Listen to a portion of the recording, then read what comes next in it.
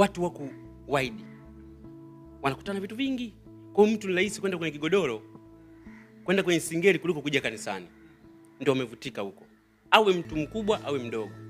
Kwa sasa wakati mwingine ninapohubiri najaribu kuonyesha uhalisia. Kwa mfano, mtu huyo anaweza sivumilie kukaa kanisani lisali moja na nusu, anaweza sivumilie, lakini mtu huyo anaweza akavumilia kwenye kigodoro, kwenye singeli. Mtu huyo kanisani ukimwambia toa mavuno, toa zaka, toa michango mbalimbali, analalamika. Mtu huyo anaamrishwa na singeli afanye, anafanya.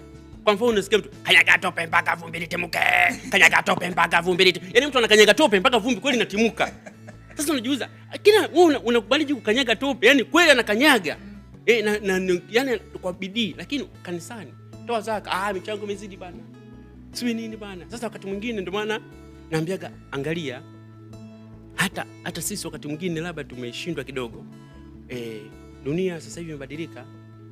Nichokoze nikuchokoze, nizingue nikuzingue, tunazinguana.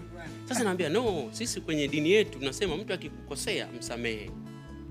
Lakini binadamu sasa hivi hatusamehani, iza kwenye kanisa, kwenye jumuiya na vitu vingine. Na ndio maana nawachomekeaga ile. Kwa mfano, wale watu ambao ni wabaya, ambao wako ndani ya uovu, naambiaga kama ile bad man, namchukulia yule bad man. Sijui nikagongee nyagi au nikagongee veve, sijui nikagongee banana au nikagongee yokozuna. Sasa huyu ni bad man.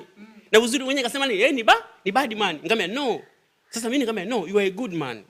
Oh, you are a good girl. You are a good boy. You are a good woman. Nikamwambia sasa baada ya kumgongea konyagi mtu kwa sababu amekuuzi, usiwagongee hiyo. Ndio naambia sema good man.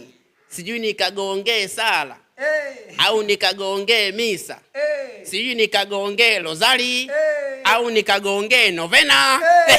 Huyo sasa ndio Mkatoliki aliyepiwa kwamba katika mateso, mahangaiko, mgongee mtu sala, mgongee mtu misa, mgongee mtu rozari, mgongee mtu novena. Si nimekuuzi? No, si nimekuuzi wewe. Kaniombee.